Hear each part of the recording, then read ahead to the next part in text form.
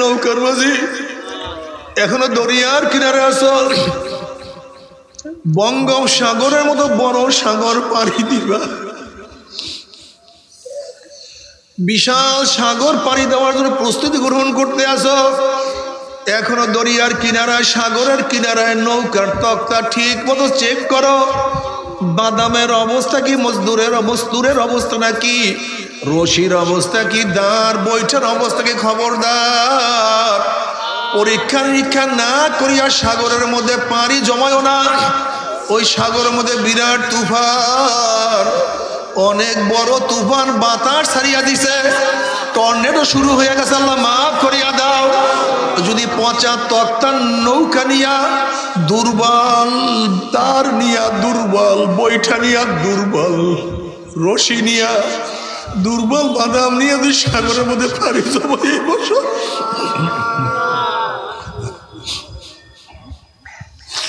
দুই দিক থেকে যখন তুফান তোমার নৌকার মধ্যে বাড়ি বাড়বে, যদি পচা তক্তার নৌকায় ভাঙ্গিয়া যাবে, বাতার যখন বাদামের মধ্যে চাপ মারবে, ফাড়া ফাড়া ছিড়িয়া যাবে, রশি টাস টাস ছিড়িয়া যাবে। যখন জোরে জোরে জোরে জোরে তুফান বাড়ি মারবে,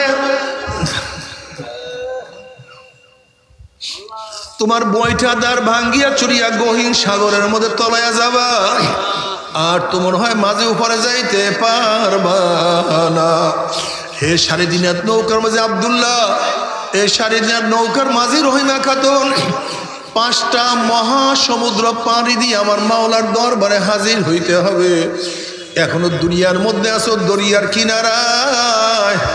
দেখো তোমার ইমানের অবস্থা কি, দেখো তোমার আমলের অবস্থা কি। আল্লাহ, তোমার ইমান কি মজবুত না দুর্বল হয়ে গেছে? তোমার নামাজ কি বেশি না নামাজ কাজার সংখ্যা বেশি? আল্লাহ, তোমার চোখের দিকে তাকাইয়া দেখো, চোখ কি নেকের কাজ বেশি করছে না গুনার কাজ বেশি করছে? তোমার জবান কি নেকের কাজ বেশি করছে না গুনার কাজ বেশি করছে? তুমি কান দিয়া কি নেকের আওয়াজ বেশি শুনছো না গুনার আওয়াজ? তুমি হাত দিয়ে কি সুদ ঘুষ বেশি গ্রহণ করছো? কতবার মদের পেয়ালা ধরছো, কত গাজার কলকে স্পর্শ করছো? আল্লাহ, কত অন্যায়, কত মহিলার গায়ে হাত লাগাইছো, কত খুন করছো, কত জুলুম করছো। আল্লাহ, তুমি আমাদের সবাইকে মাফ করিয়া দাও। তুমি পাও দিয়ে কি নেকের দিকে বেশি হাঁটছো না গুনার দিকে বেশি হাঁটছো? গুনাহ যা করছো তওবা করতে পারছো কি পারো নাই? আমল যা করছো আমার মাওলায় কবুল করছে কি করে না? হাসিবু ক্বাবলা আন তুহাসাবু, তোমার কাছে হিসাব নেওয়ার আগে তুমি তোমাকে হিসাব দাও। খবরদার দুর্বল ইমান দুর্বল আমল নিয়ে যদি মৃত্যুর আসার খেয়া পড়িয়া যাও, নাফরমান বদমাশ বেঈমান হঠাৎ স্বপ্নের মধ্যে দেখতে পারবে জাহান্নামের দরজাগুলি টাস টাস করিয়া খুলিয়া গেছে। আজরাইলের মাথা আসমানে পাও তার জমিনে, এক হাত মাসিকার এক হাত মাগরিবের নীল রঙের দিঘির মতো বড় বড় 2টা চক্ষু, সমস্ত শরীরের মধ্যে লম্বা লম্বা কালো কালো পশম, আবার সমস্ত পশমের গোড়া দিয়ে শুধু আগুনের ঝিলকি বাইর হইতে আছে।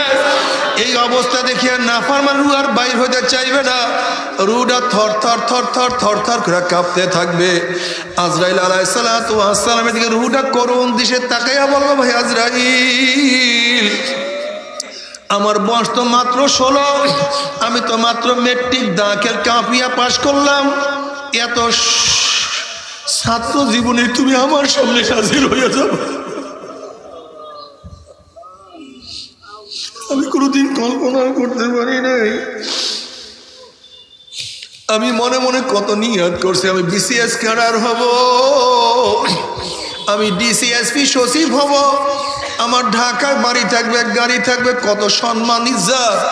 কিন্তু মেট্রিকের বছর তুমি আমার সামনে হাজির হয়ে যাবে, কোনোদিন কল্পনাও করতে পারি নাই।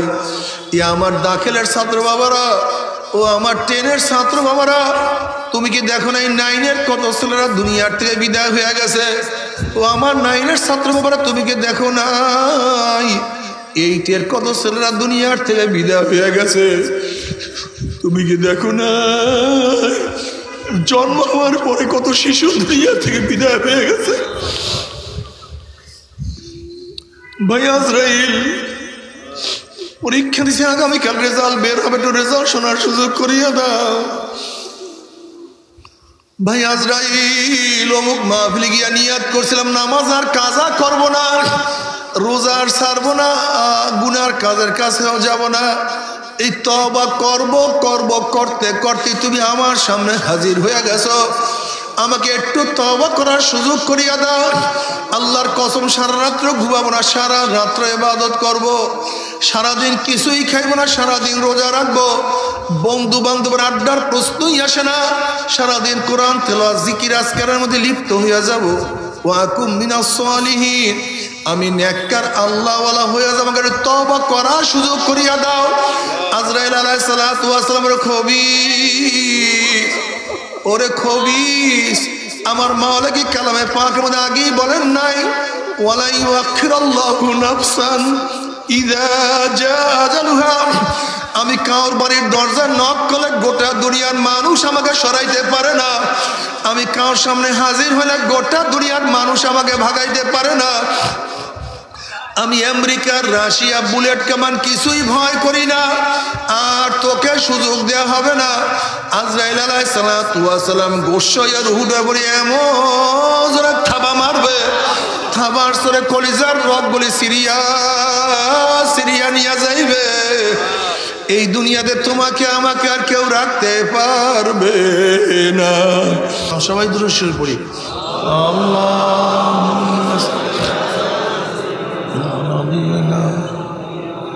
حبيبنا صلى الله عليه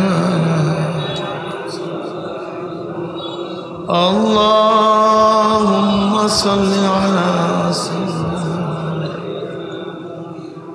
حبيبنا مولانا محمد صلى الله عليه وعلى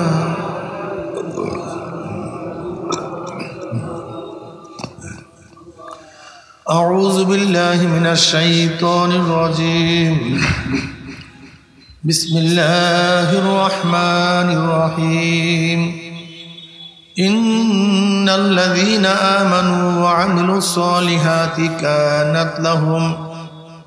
كانت لهم جنات الفردوس نزلا صدق الله مولانا العظيم وصدق رسول النبي الكريم আল্লাহ পাকের বান্দা জনাব মুহাম্মদ রাসূলুল্লাহ সাল্লাল্লাহু আলাইহি ওয়াসাল্লাম উম্মতগণ, আল্লাহ পাক রব্বুল আলামিন আপনাকে আমাকে এই ফিতনা ফাসাদের জমানায় যখন তাম দুনিয়ার থেকে ইসলাম মুসলমানদেরকে মিটিয়ে দেওয়ার ষড়যন্ত্র চলতেছে, তাম দুনিয়ার মধ্যে ইসলাম মুসলমান থাকবে কি থাকবে না প্রশ্নের সৃষ্টি হয়েছে। যে জমানায় মানুষ নেকের কাজ ছাড়তেছে, গুনার কাজ ধরতেছে, শুধু গুনার কাজ ধরেই না বরং গুনার কাজে প্রতিযোগিতা শুরু করছে কে কার আগে জাহান্নামে যাবে। যে জমানায় মানুষ নেকের কাজে আশ্চর্য হয়, গুনার কাজে স্বাভাবিক থাকে, যে জমানায় মুসলমান ইসলামকে পছন্দ করে না বরং নামধারী মুসলমান ইসলামের সবচেয়ে বড় দুশ্মন হয়ে গেছে, যে জমানায় আংশিক দিন পালন করেও পরিপূর্ণ দিন পালন করার ঢেকুর তুলে পালন করে, আংশিক দিন দাবি করে আমার চেয়ে বড় দিনদার আর কেউ নেই, যেই জমানায় শিরক বিদআতকে ইবাদত মনে করে, শিরক কবর পূজা ব্যক্তি পূজা করে, শিরক বিদআত দাবি করে আমি বড় আবেদ, যে জমানায় শিরক বিদআতকে কি মনে করে ভাই? ইবাদত মনে করে। কি আপনাদের খেয়াল নাই মনে হয়? আমার কথা প্রশ্ন জবাব দিবেন।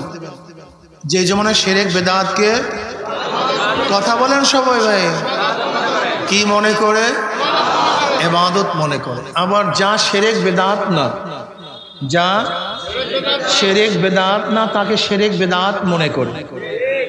যেমন লামুজাহাবিরা আমাদের ইমাম মানা, মাযহাব মানাকে শিরক মনে করে, বিদআত মনে করে, জাহেল।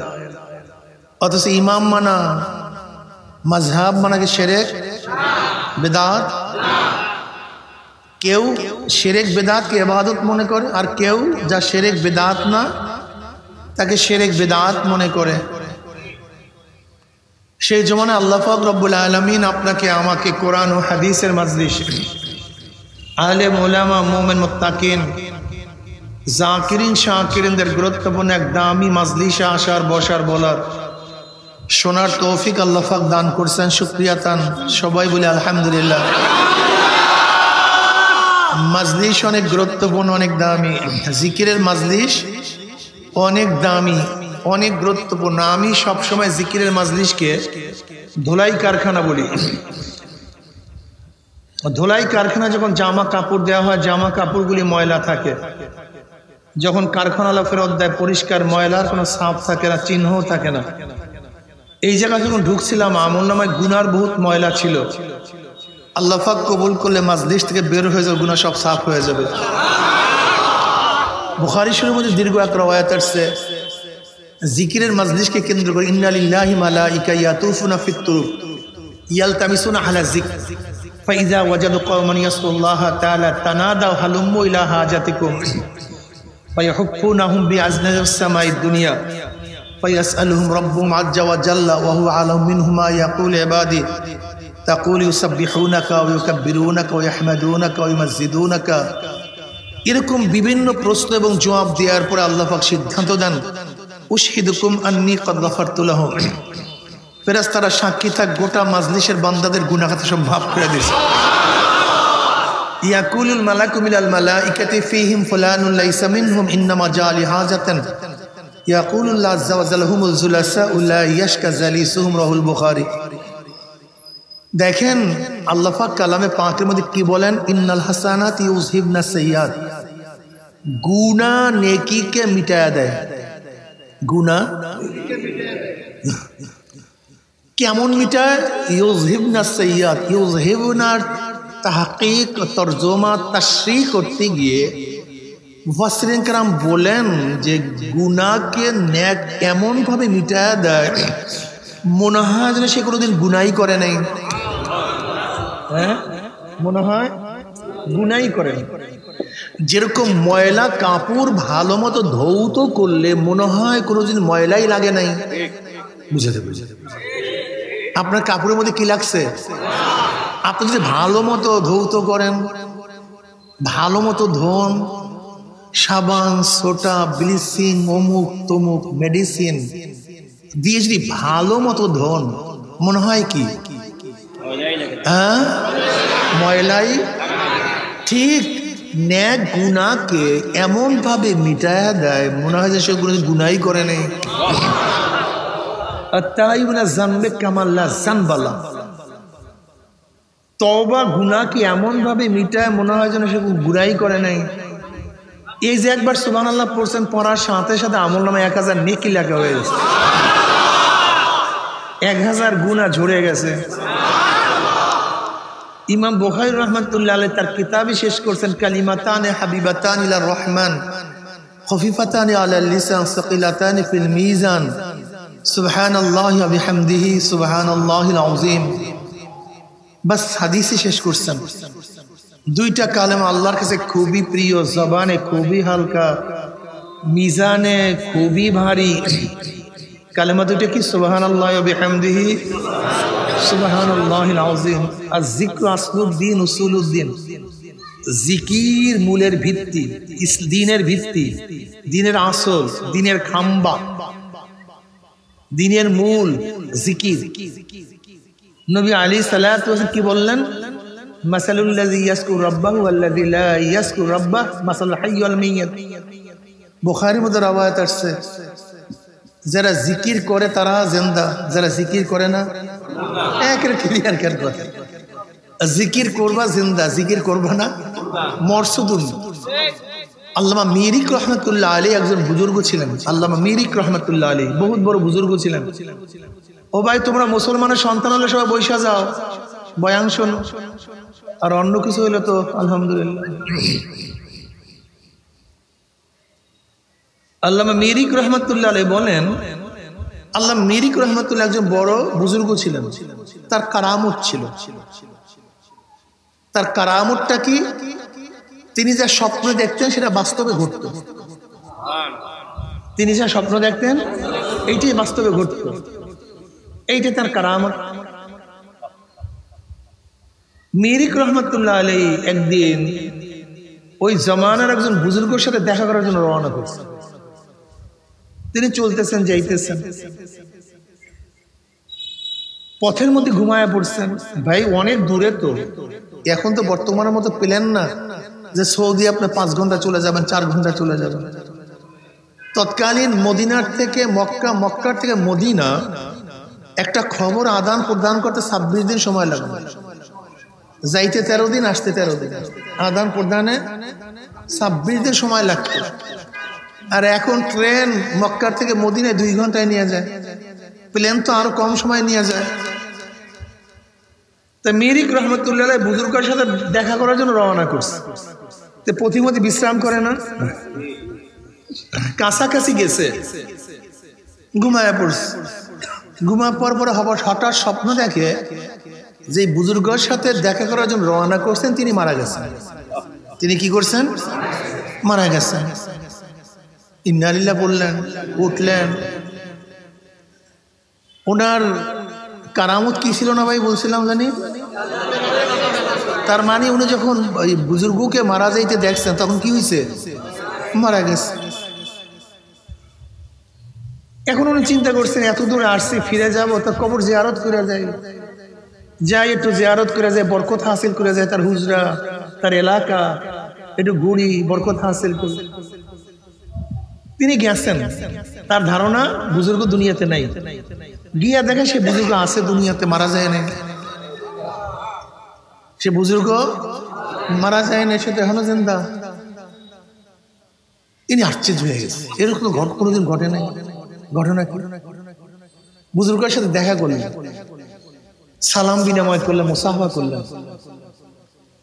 এরপর বললেন, হযরত আমার তো আল্লাহ পাক এক শান মান দান করছেন, আমি যা স্বপ্ন দেখি তা বাস্তবে ঘটে। লেকিন আমি তো কালকে স্বপ্নে দেখলাম আপনি মারা গেছেন, কিন্তু আপনি তো বাস্তবে জিন্দা আছেন। এই ঘটনা কি? এবার বুজুর্গের জবাবটা শোনেন, খুব চমৎকার জবাব। বলে, মিরিক তুমি যা দেখছো তোমার স্বপ্ন সত্য, তোমার স্বপ্ন নিশ্চয়ই। ওই সময় আমি জিকির থেকে গাফিল ছিলাম, ওই সময় আমি জিকির থেকে গাফিল। মাসাল্লাযী ইয়াসকুরু রাব্বাহু ওয়াল্লাযী লা ইয়াসকুরু রাব্বাহু মাসাল হাইয়ুল মাইয়িত। এর জন্য তুমি আমাকে মৃত্যু দেখছো, আমাকে জিন্দা দেখো নাই। দেখেন তাদের খেয়াল ধ্যান আর আমাদের খেয়াল ধ্যান আসমান জমিন পার্থক্য। যাই হোক, জিকির খুব দামি জিনিস, অনেক বড় জিনিস। আকিমিস সালাতা লিযিকরি। আসল নামাজ কেন কায়েম করবেন? লিযিকর, কিসের জন্য? জিকিরের জন্য। অথচ নামাজ পড়ি, এই যে ইশারার নামাজ পড়লাম, নামাজের মধ্যে কতক্ষণ আল্লাহর প্রতি ধ্যান ছিল, খেয়াল ছিল, আল্লাহ স্মরণ ছিল। কিসের নামাজ পড়ছি? আকিমিস সালাতা লিযিকরি। ইল্লাতি, নামাজ পড়বো কেন? লিযিকরি, আমার স্মরণের জন্য, আমার জিকিরের জন্য। যে নামাজের মধ্যে জিকিরই নেই সেটা তো নামাজই না। ইন্নাস সালাতা তানহা আনিল ফাহশাই ওয়াল মুনকার ওয়া লাযিকরুল্লাহি আকবার। জিকির সবচেয়ে বড়, জিকির বড়। অথচ আমাদের জিকির একেবারে, কথা বলেন না, একেবারে বিদায়ের পথে। এখন যারা একটু পীর মুরিদ করি টরি, যারা আসি একটু মৌলবীরা, কিছু মুহাদ্দিস বাস মুফতি, এরা তো টিটকারি মিটকারি সরমনে মুরিদ হুক্কুর করে জিকির জিকির জিকির জিকির। দেখেন জিকির আমরা করি না, আমাদেরকে করায়। জিকির কথা আমরা বলি না, আমাদেরকে বলায়। যেখানে জিকিরের কথা আসছে সেখানে যিকরান কাসীরা, যিকরান কাসীরা, যিকরান কাসীরা, বেশি বেশি জিকির করা। وعن معاذ بن جبل رضي الله تعالى قال قال رسول الله صلى الله عليه وسلم ليس يتحسر أهل الجنة إلا على ساعة مرت بهم لم يذكروا الله تعالى فيها। তিরমিজির মধ্যে রওয়ায়াত আছে, জান্নাতের মধ্যে জান্নাতের আর কোনো আফসোস করবে না, জন্মের পাওয়া পাইছে, এত নেয়ামতে ভূষিত হয়েছে যা কল্পনাতীত। অনেক নেয়ামতে ভূষিত হয়েছে, কোনো আফসোস তাদের মধ্যে নাই। শুধু ওই সময়টুকু যেন আফসোস করবে যে সময়টুকু দুনিয়াতে জিকির ছাড়া কাটায় দিছে। কি ছাড়া কাটায় দিছে? আরে আর একটাবার সুবহানাল্লাহ পড়লে আমার জান্নাত এইটা হইতো না, আমার জান্নাত ওইটা হয়ে যেত, আমার উদ্যান এইটা হইতো না, আমার উদ্যান ওইটা হয়ে যেত। আমার বিল্ডিং এইটা হইতো, আমার বিল্ডিং ওইটা হয়ে যেত। আরে আর একটা বার সুবহানাল্লাহ পড়লে আমি নাজাত পেয়ে যাইতাম, আমার নেকের ফলে ওজন হয়ে যেত। বুঝাতে পারি নাই। হ্যাঁ বুঝবেন, সময় আসতেছে। দেখেন আসলে আমরা যে এইমাত্র নামাজ পড়লাম, এশারের নামাজ, কি পড়লাম? এশারের নামাজ পড়লাম, রুকু করলাম, কিয়াম করলাম, সাজদা করলাম, বাস নামাজ হয়ে গেছে। আপনি যেই কাজটা করছেন এশারের সময়, এই কাজটা তো হিন্দুরাও পারে, খ্রিস্টানরাও পারে, পারে না? নাস্তিকরা পারে না এই কাজটা করতে? হ্যাঁ, কেরাত পড়তে পারে না হিন্দুরা, খ্রিস্টানরা পারে না। যদি নাই পারতো তা ক্যান্টনমেন্টে 34-35 বছর পর্যন্ত একজন খ্রিস্টান, একজন হিন্দু ইমামতি করলো কিভাবে? কয় বছর? 35 বছর ক্যান্টনমেন্টে। এই কয়েক বছর আগে ধরা পড়ছে একজন খ্রিস্টান ইমামতি করেছে কয় বছর? 14 বছর। কয় বছর? তো এইটা না পারলে সে 14 বছর ইমামতি করে কিভাবে? এই কেরাত করা বলেন, কিয়াম করা বলেন, রুকু করা বলেন, সাজদা করা বলেন, এটা তো আমাদের বাচ্চারাও পারে না। গিয়া দেখেন আমাদের বক্তব্যের সন্তানরা এত সুন্দর নামাজ পড়ে যা চিন্তা করতে পারবেন না। এত সুন্দর কেরাত, এত সুন্দর রুকু, এত সুন্দর সাজদা, অনেক আলেমের চেয়ে অনেক সুন্দর তারা বাহ্যিক নামাজ পড়ে, ঠিক না? এটা বাচ্চারা পারে কি পারে না? খ্রিস্টানরা, হিন্দুরা, মুশরিকরা সবাই পারে। কিন্তু আনতা আবুদাল্লাহ কাআন্নাকা তারা ফাইন লাম তাকুন তারাহু ফাইন্নাহু ইয়ারাক। আমাল ইহসান ইয়া রাসূলুল্লাহ। قال رسول الله صلى الله عليه وسلم أن تعبد الله كأنك تراه فإن لم تكن تراه فإنه يراك। তুমি এমন ভাবে ইবাদত করো গোয়াকে মনে হয় যদি তুমি আল্লাহকে দেখতে আসো। যদি এই হালাত পয়দা না হয়, খেয়াল করো মাওলা তোমাকে দেখতেছে। মুরাকাবা, মুশাহাদা। নামাজের কয় সূরাত ভাই? মুশাহাদা, মুরাকাবা। এর বাইরে নামাজের কোনো সূরাতই নেই, ইবাদতের কোনো পন্থাই নাই, পদ্ধতিই নাই। হয়তো তুমি আল্লাহকে দেখবো অথবা আল্লাহ তোমাকে। এখন আমাকে বলেন তো, এই 2 সূরাতের এক সূরাতও যদি নামাজের মধ্যে না হয়, নামাজের মধ্যে মাওলার জিকির না হয়, নামাজের মধ্যে যদি মাওলার ধ্যান ও খেয়াল না থাকে, সেইটা তো নামাজ নামীয় একটা কায়াকে আদায় করা হয়। নামাজের মাকসাদ তো হয় না, উদ্দেশ্য তো হয় না। বুঝতে? নামাজ নামীয় একটা সিস্টেম আদায় করা হয়। লেকিন যেই নামাজ আল্লাহ পাকের উদ্দেশ্য, আল্লাহ পাকের জিকির, আল্লাহ পাকের ধ্যান, আল্লাহ পাকের বরকত বয়ান করা, পেশ করা, সেটা আমাদের থেকে হয় না। এটা হওয়া এত সহজ না, এটা অনেক কঠিন মাসালা। যাই হোক, আমি যে আয়াত শরীফ তেলাওয়াত করছি, আল্লাহ পাক কালামে পাকের মধ্যে ফরমান, ইন্নাল্লাযীনা আমানু ওয়া আমিলুস সালিহাতি কানাত লাহুম জান্নাতুল ফিরদাউস নুজুলা। নিশ্চয়ই যারা ঈমান আনার পরে নেক আমল করবে, আল্লাহ পাক তাদেরকে জান্নাতুল ফিরদাউস দান করবেন। সবাই বলে সুবহানাল্লাহ। জান্নাতে যাওয়ার জন্য 2টা জিনিস লাগবে। কয়টা জিনিস বলেন? ঈমান ও নেক আমল। বলেন, বলেন তো, আমারও বলেন। ফাকাদ ঈমান, শুধুমাত্র ঈমান, শুধুমাত্র ঈমান। ঈমানওয়ালাকে প্রথম অবস্থাতেই জাহান্নাম থেকে বাঁচায়া জান্নাতে নিতে পারবে না। শুধুমাত্র ঈমান, শুধুমাত্র ঈমান। ফাকাদ ঈমান, নিচক ঈমান। ঈমানওয়ালাকে প্রথম অবস্থাতেই জাহান্নাম থেকে বাঁচায়া জান্নাতে নিতে পারবে না। হ্যাঁ, ঈমান থাকলে একদিন জান্নাতে যাওয়া যাবে বটে, পিঠের চামড়াও থাকবে না। এর জন্য আল্লাহ পাক কি বলছেন? ইন্নাল্লাযীনা আমানু ওয়া আমিলুস সালিহাত। মাতুফ হলে ঈমান এবং আমল এক জিনিস না, মুগায়্যার। একটা আর একটা এক জিনিস না। ঈমান এক জিনিস, আমল ভিন্ন জিনিস, সম্পূর্ণ ভিন্ন জিনিস। খুব ভালো মতো বোঝার চেষ্টা করবেন। ঈমান বিশ্বাসের নাম, ঈমান কোনো কাজের নাম না। আমি সহজে বুঝাই, ঈমান ভর্তির নাম। ঈমান কিসের নাম? ধরে নেন, ধরে নেন আপনি এই প্রতিষ্ঠানে ভর্তি হওয়ার জন্য আসছেন। প্রিন্সিপাল সাহেব আপনাকে একটা ফর্ম দিছে, দেখো তো 1 নম্বর, 2 নম্বর, 4 নম্বর, 5 নম্বর এই শর্তগুলি মানবা কি মানবা না, তোমার পছন্দ হয় দেখো তো ভালো মতো। হ্যাঁ, দস্তখত করো। দস্তখত করছেন, আপনি কি হয়ে গেলেন? কাজ শেষ না কাজ শুরু? ভর্তি হওয়ার আগ পর্যন্ত কথা বলেন না কেন? প্রিন্সিপাল সাহেবের কোনো অধিকার, ওস্তাদের কোনো অধিকার, কিন্তু যখনই দস্তখত দিচ্ছেন দেখছেন, খুব ভালো মতো বুঝবেন, একটু আগে অধিকার ছিল না, একটু আগে কোনো অধিকার ছিল না, যখনই দস্তখত করছেন। এখন যদি ক্লাস না করেন তাহলে কি করবে? কথা বলেন না। যদি পরীক্ষা না দেন, ঘন্টা না করেন, মার্কস কম পান, যদি প্রতিষ্ঠানে খেলাফ কাজ করেন, দেখেন দস্তখত হওয়ার আগেও আপনি রাস্তায় ছিলেন, তখন প্রিন্সিপাল সাহেব কিছু বলে নেই, জিজ্ঞাসা করে নেই আপনি গোসল করছেন, ঘুরছেন, ফিরছেন, কোনোদিন জিজ্ঞাসা করে নেই।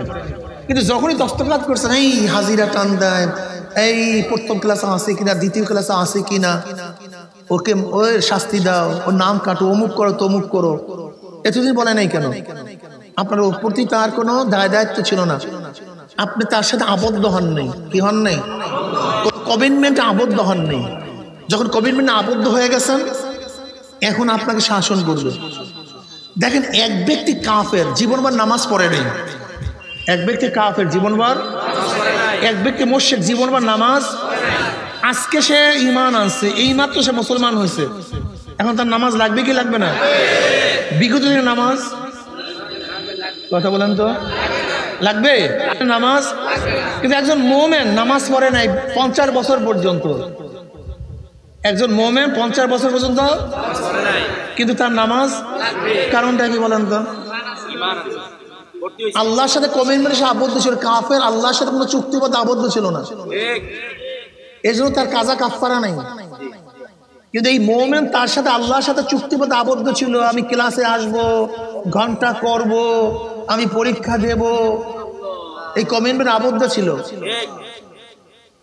যেহেতু কাফেরের সাথে মুশরিকের সাথে আল্লাহ পাকের কোনো চুক্তি ছিল না, কমিটমেন্ট ছিল না, এর জন্য তার উপরে কোনো আমল ওয়াজিব ছিল না, ফরজ ছিল না, জিহাদ ফরজ ছিল না। নামাজ কার উপর ফরজ? মুমিনের উপরে। রোজা কার উপরে ফরজ?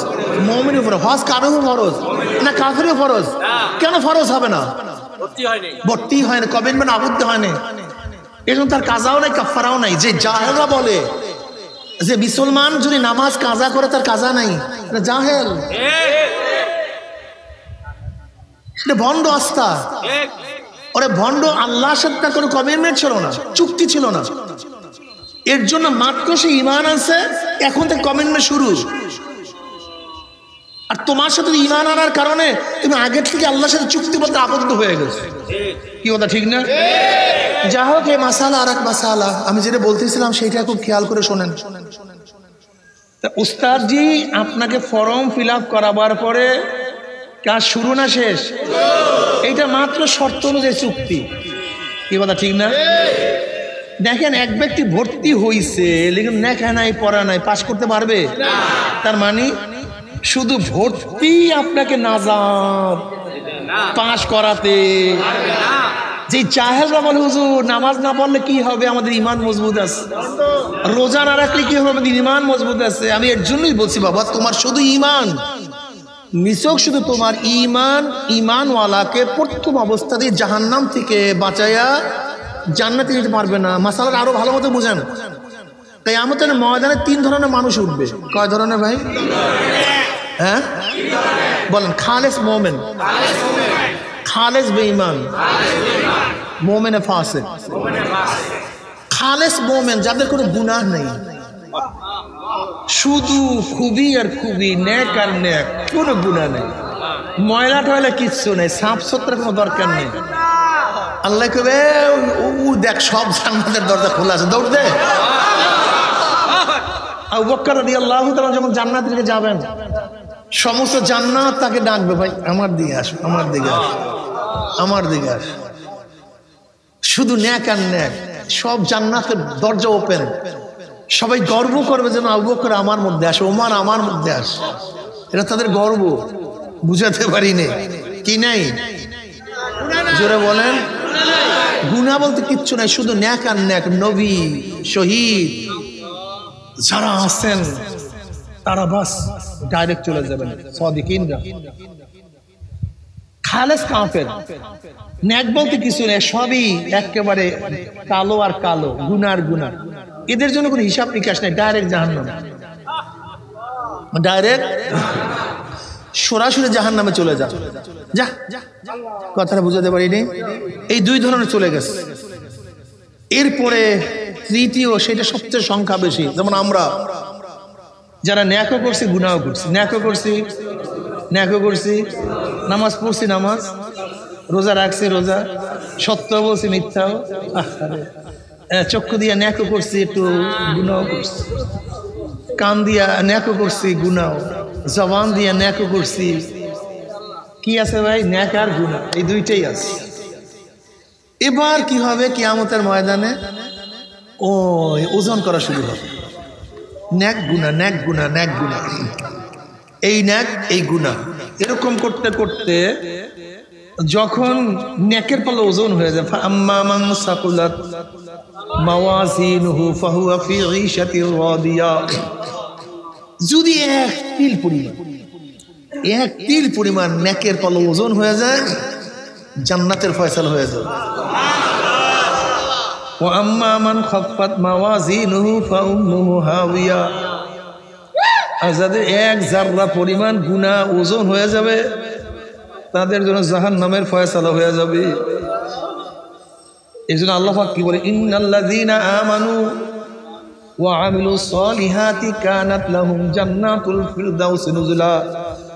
আল্লাহ পাক এই কথা বলেন না? ইন্নাল্লাযীনা আমানু কানাত লাহুম জান্নাতুল ফিরদাউসি নুজুলা, যারা ঈমান আনবে আমি তাদের জন্য জান্নাতুল ফিরদাউস রাখছেন। কথা বলেন নাই? কি লাগবে?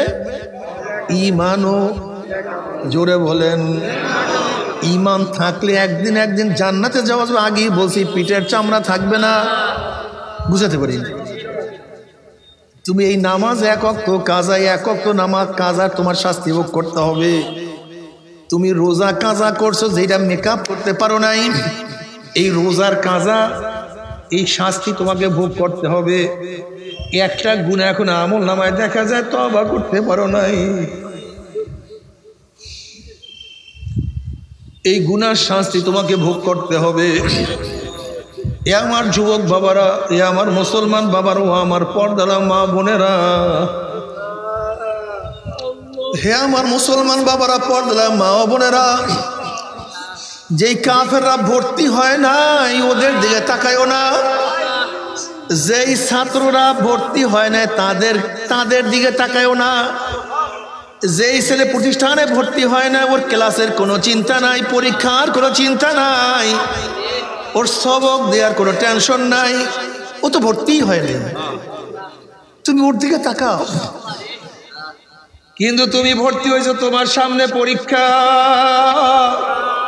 সবক না দিতে পারলে ওস্তাদ খেপিয়া যাবে। যারা ঈমান আছো, যারা ঈমান আনো নাই, ওদের কাছে আমার কোনো বয়ান নাই, ওরা চিরতরে মূর্খ। যে ভর্তি হয় না সে চিরতরে, সে কোনোদিন শিক্ষিত হতেই পারবে না। যে ঈমান আনে সে চিরতরে জাহান্নামে, কোনোদিন জান্নাতে যাইতেই পারবে না। যে ঈমান আনে নাই ও চিরতরে কোনোদিন জান্নাতে যাইতে, যে ভর্তি হয় না সে চিরতরে মূর্খ, কোনোদিন পাশ